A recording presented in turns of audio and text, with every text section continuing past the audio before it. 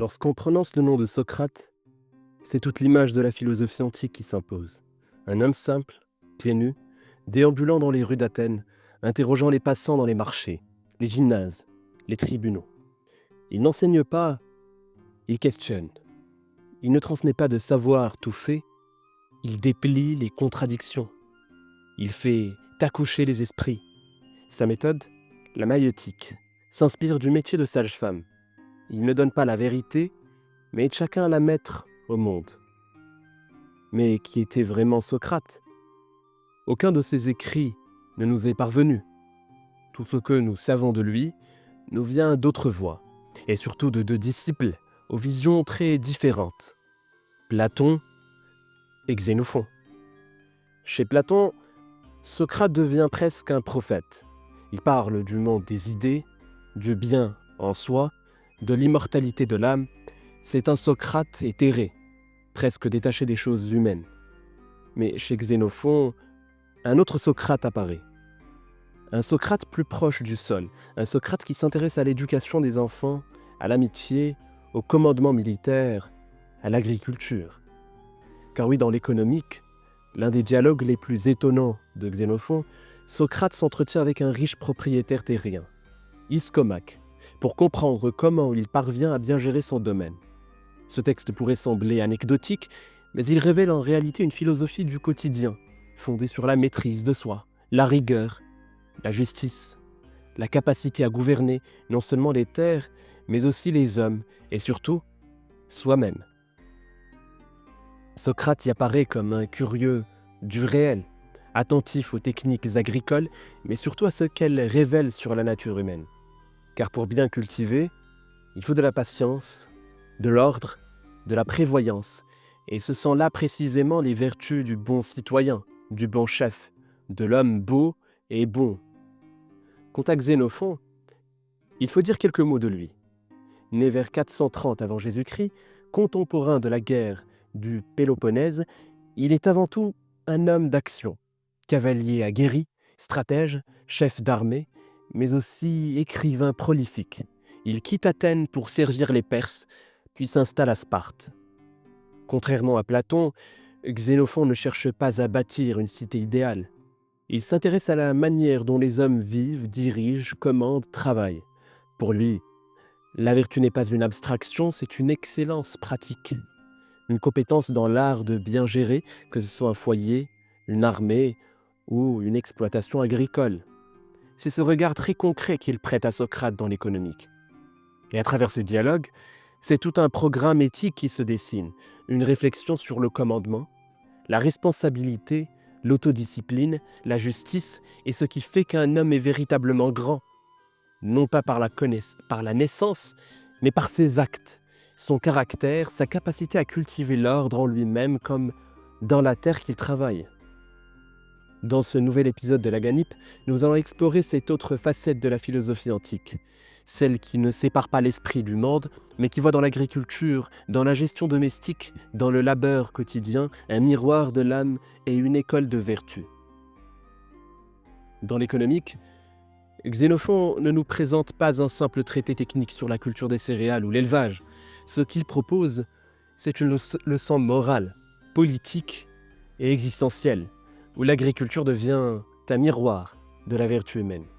À travers le dialogue entre Socrate et Iscomaque, la terre devient un maître exigeant, capable de former des hommes justes, disciplinés et responsables. Tout commence, non pas par une leçon d'agronomie, mais par une provocation philosophique. Socrate demande à Critobule s'il considère certains hommes comme plus fortunés que d'autres. Critobule, naturellement, pense à ceux qui possèdent des biens abondants. Mais Socrate, fidèle à sa méthode, pousse plus loin. Qu'est-ce qu'être fortuné? Est-ce seulement posséder? Très vite, il fait basculer la discussion. Posséder sans savoir gérer, ce n'est pas la fortune, c'est le désordre. La richesse véritable, dit-il en substance, ne tient pas à ce qu'on a, mais à ce qu'on sait faire de ce qu'on a. Un homme riche, incapable d'administrer son domaine, est semblable à un malade, à qui l'on aurait offert un garde-manger rempli. Il se perdra, faute de mesure. C'est ainsi que Socrate déplace le sens de la fortune, la rattachant non à l'abondance matérielle, mais à la capacité de la maîtriser. Cette richesse-là, la compétence, l'ordre, l'autonomie, est le véritable sujet de l'ouvrage. Et c'est pourquoi très tôt dans le dialogue, l'agriculture s'impose. Elle exige cette forme de richesse intérieure, faite de lucidité, de savoir-faire et de constance. Dès lors, une autre question émerge. Qu'est-ce qu'un homme de bien? Et surtout, comment le reconnaître? Pour Iskomak, un homme vertueux n'est pas défini par la richesse ou la parole, mais par sa capacité à gouverner avec justice, à organiser son domaine, à se maîtriser lui-même. L'agriculture, dès lors, n'est pas un simple moyen de subsistance, mais un exercice de l'âme. Car cultiver, c'est prévoir, c'est observer les saisons et respecter les cycles, agir sans précipitation. Le bon agriculteur est celui qui ne force pas la nature, mais qui travaille avec elle, qui comprend ses rythmes, ses lois silencieuses. Il ne s'agit pas d'imposer, mais d'accompagner. Et cette disposition, patience, observation, humilité, est aussi celle du philosophe. Dans l'agriculture, comme dans la quête de sagesse, il n'y a pas de raccourci. Il faut labourer, semer, attendre et souvent recommencer. Pour Socrate, cette discipline du travail manuel n'est pas inférieure aux arts intellectuels. Bien au contraire, elle exige les mêmes qualités, ordre, mesure, attention, mais aussi endurance et lucidité, car la terre ne ment pas. Elle punit l'imprudence, récompense la rigueur. Dans le dialogue, Iskomak explique à Socrate comment il organise son domaine, répartit les tâches, choisit les semences, dirige ses ouvriers. Et Socrate, au lieu de mépriser ces détails pratiques, les considère comme autant de leçons de gouvernement. Gérer un champ, c'est aussi apprendre à gérer des hommes. Et gérer des hommes, c'est d'abord savoir se gouverner soi-même. La sagesse pratique dont il est question ici est profondément enracinée dans la réalité. C'est une vertu qui ne se démontre pas, mais qui se met à l'épreuve. On ne devient pas bon agriculteur par la parole, mais par la constance de l'effort. Et c'est cela que Socrate admire. La capacité d'Iskomak à transformer le monde par l'ordre, la prévoyance et la justice. N'est-ce pas là, après tout, le but ultime des dieux? Apporter l'ordre au cœur même du chaos, instaurer une harmonie où l'instabilité règne. D'ailleurs, Iskomak le dit explicitement, il considère que l'agriculture est la plus noble des occupations. Pourquoi? Parce qu'elle oblige à ne pas être ivrogne, à être sobre, discipliné, lucide, à se réveiller tôt. Parce qu'elle demande de la compétence, c'est-à-dire un véritable savoir-faire. Parce qu'elle suppose l'autorité, mais une autorité juste, capable de motiver sans brutaliser. Et surtout parce qu'elle requiert la justice. Répartir équitablement les tâches, respecter les contrats, traiter les travailleurs avec droiture. Ainsi, selon Iskomak, un grand homme n'est pas celui qui accumule, mais celui qui commande bien, agit avec justice, sait déléguer, s'impose des règles et veille sur les siens comme sur ses terres. Cette vision de l'agriculture comme formation morale est profondément socratique. Elle va à l'encontre de l'image moderne du philosophe retranché dans son abstraction. Ici, penser, c'est faire, et faire, c'est aussi penser. Et Socrate insiste. Les deux occupations les plus dignes d'un homme libre sont la guerre et l'agriculture. L'une forme au courage, à l'endurance, à l'obéissance et à la stratégie, l'autre à la prévoyance, à l'ordre, à la responsabilité. Ce sont deux écoles de la vie, mais là où l'art militaire prépare à l'urgence, l'agriculture prépare à toutes les formes d'action, qu'elles soient physiques, intellectuelles ou politiques. Car celui qui sait organiser une ferme saura gouverner une cité. Celui qui comprend les cycles de la terre comprendra ceux de l'âme humaine. Mais il y a une opposition importante à noter dans le texte entre les métiers agricoles et les métiers artisanaux. L'artisan, selon Socrate, est celui qui répète des gestes mécaniques. Il travaille sans réfléchir, sans pouvoir s'adapter aux multiples aléas du monde naturel. L'agriculteur, lui, doit constamment ajuster son travail aux fluctuations de la nature. Les saisons, la qualité de la terre, les conditions climatiques et même les relations humaines. L'agriculture exige une réflexion permanente, une adaptabilité, un engagement mental et physique. À travers cette opposition, Xénophon, fidèle à Socrate, montre que l'agriculture est plus qu'un simple travail manuel. Elle est un modèle de sagesse intégrée, à la fois mentale et physique, et que ceux qui la pratiquent avec sagesse développent non seulement leur corps, mais aussi leur esprit. Dans le sillon tracé par la charrue, il y a une ligne droite, comme une idée juste. Dans le temps long des semailles, il y a la patience du sage. Dans la récolte, il y a l'effet d'une vie gouvernée, avec mesure. À une époque où les élites grecques méprisaient parfois le travail de la terre, ce dialogue propose une inversion remarquable. La vraie noblesse ne vient pas du sang, mais de l'excellence dans l'action. Et dans cette action, l'agriculture est reine. Philosopher, c'est donc aussi cultiver.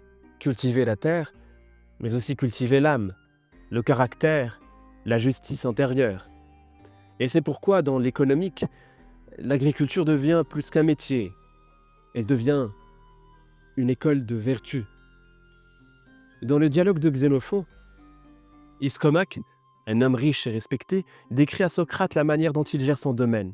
Mais ce n'est pas sa richesse ou ses biens qui attirent l'attention du philosophe. Ce qui fascine Socrate, c'est la méthode d'Iscomaque, sa constance dans le travail, son souci du détail, son respect de la nature. Pour Socrate, l'agriculteur est bien plus qu'un simple producteur. Il incarne une forme de vertu silencieuse, fondée sur l'expérience et l'ajustement continu. Il apprend de la nature, observe ses lois et corrige ses erreurs sans jamais se laisser abattre par l'imperfection. Chaque geste, chaque décision prise est une forme d'écoute attentive, une réponse mesurée aux conditions changeantes du monde naturel. L'agriculteur, en ce sens, devient un modèle de sagesse pratique. Ce savoir-faire qui se forge dans le quotidien du travail de la terre n'est pas seulement technique, mais morale et intellectuelle. Il s'agit d'une sagesse silencieuse, souvent ignorée ou méprisée, mais essentielle à la construction d'un ordre juste.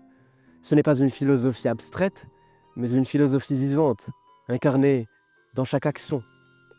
Le véritable savoir, pour l'agriculteur, est celui qui naît de l'expérience et de l'humilité, qui ajuste sans cesse ses gestes à la réalité. Dans cette perspective, l'agriculteur apparaît comme un philosophe sans le savoir, un homme dont la vie est une quête constante de justesse, d'équilibre et de responsabilité. Sa philosophie n'est pas théorique, mais profondément pratique, inscrite dans la terre qu'il cultive et dans les gestes qu'il répète chaque jour. Et c'est là que réside la véritable sagesse, dans l'harmonie avec le monde et dans la discipline qu'il impose à lui-même, sans jamais rechercher la reconnaissance, mais simplement l'accomplissement du devoir. Cette figure de l'agriculteur, silencieux mais sage, trouve une résonance ailleurs, notamment dans le manga Vinland Saga, une œuvre où l'on suit le parcours de Thorfinn, un jeune homme au début en quête de vengeance, dévoré par la violence et la guerre. Ce n'est que lorsqu'il se trouve plongé dans les tâches agricoles, loin du tumulte des batailles, qu'il découvre un véritable sens à sa vie. La simplicité du travail de la terre, l'effort quotidien et la lutte contre les forces naturelles deviennent pour lui un moyen de réconciliation intérieure, un chemin vers la paix et la sagesse. Thorfinn, habitué à prendre des vies dans les champs de bataille, en vient à découvrir l'importance de la vie dans l'agriculture, en constatant à quel point le processus de vie est plus lent, plus fragile, plus délicat et beaucoup plus silencieux que le processus de mort. Ce contraste profond l'amène à une compréhension plus fine et plus respectueuse du monde naturel, là où la création se fait dans le silence et la patience, loin du tumulte de la destruction. Dans cette lumière, on peut aussi penser à Kétil, un personnage de la saga qui ressemble à l'image du maître Iscomaque. Quetil, tout comme Iskomak, est un homme juste, travailleur et profondément impliqué dans les tâches agricoles. Il attend des autres ce qu'il s'impose à lui-même, un travail acharné et une intégrité sans faille. Il ne se contente pas de commander de loin, mais prend une part active au travail quotidien de la ferme, montrant ainsi que la véritable autorité découle de l'action elle-même. Sa gestion des terres, sa capacité à imposer de l'ordre dans un environnement souvent chaotique, et sa justice naturelle enfantent un modèle de vertu silencieuse, de l'effort constant, un instar d'Iskomak. Tout comme Thorfinn trouve son salut dans les champs, loin de la guerre, Quetil incarne l'idée que la sagesse, la vertu et la paix intérieure se forgent dans l'ordinaire, dans l'effort quotidien et dans l'harmonie avec la nature. Dans ces deux figures, l'agriculture ne représente pas seulement une activité économique, mais une véritable école de vie. C'est dans le silence des champs que l'homme trouve son équilibre, loin des turbulences de la politique et de la guerre.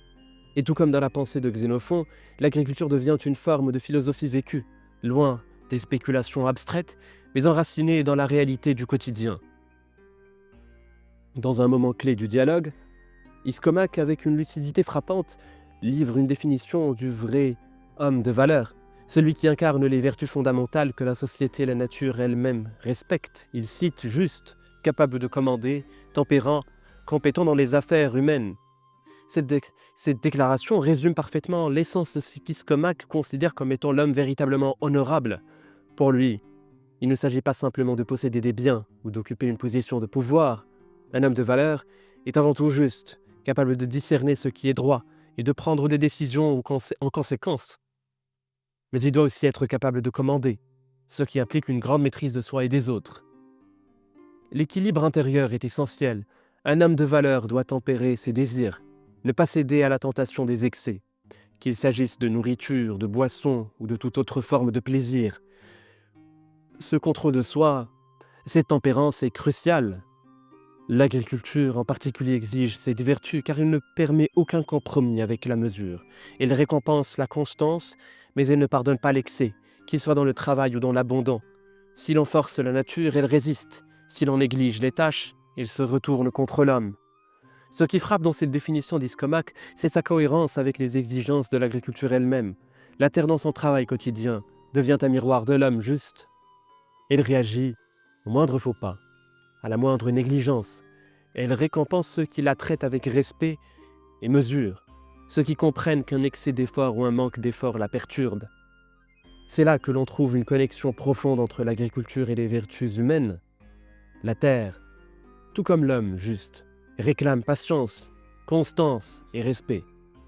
Elle ne se laisse apprivoiser par l'arrogance ou la précipitation. Elle obéit à celui qui sait lui accorder le temps nécessaire, l'attention appropriée et qui agit toujours dans les limites de ce qui est juste.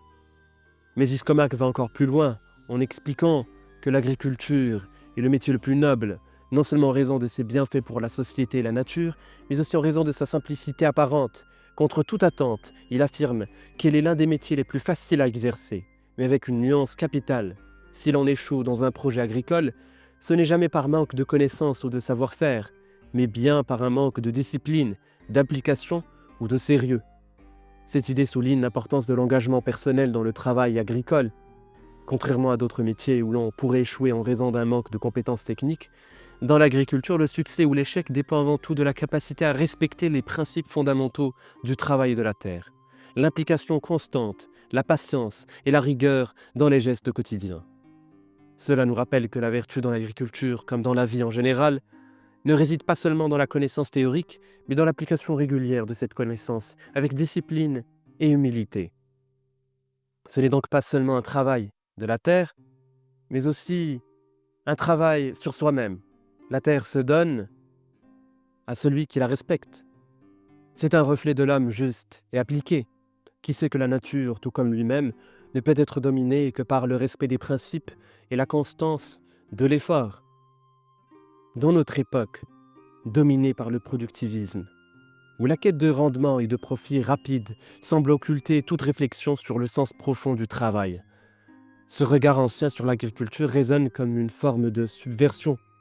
Socrate, loin de mépriser la terre, en fait une école où se cultivent des vertus essentielles, justice, lucidité et humilité. Pour Socrate, le travail de la terre n'est pas simplement un moyen de subvenir à ses besoins matériels. Il incarne un processus de formation intérieure, un lieu d'apprentissage où l'on se confronte à la réalité, à la lenteur, à la fragilité de la vie, tout en cherchant un équilibre à une harmonie avec le monde naturel. En cultivant la terre, on cultive aussi son propre caractère. Cela devient une quête de mesure, de constance, de respect, valeurs fondamentales qui, à travers l'agriculture, prennent forme de manière concrète. En fin de compte, cultiver la terre, c'est peut-être, à sa manière, préparer un monde plus juste, un monde où la véritable richesse ne réside pas dans l'accumulation matérielle, mais dans la sagesse pratique de celui qui sait se mesurer à la nature et, par extension, à soi-même. Semer aujourd'hui, c'est planter les graines d'une pensée différente, qui invite à regarder le travail non comme une contrainte, mais comme une voie de réflexion, de respect et de réalisation personnelle. Cette sagesse simple et profonde, tirée de l'agriculture, pourrait bien être l'une des réponses les plus pertinentes aux défis d'une époque où l'on oublie trop souvent que la véritable grandeur réside dans l'équilibre et le respect des lois naturelles.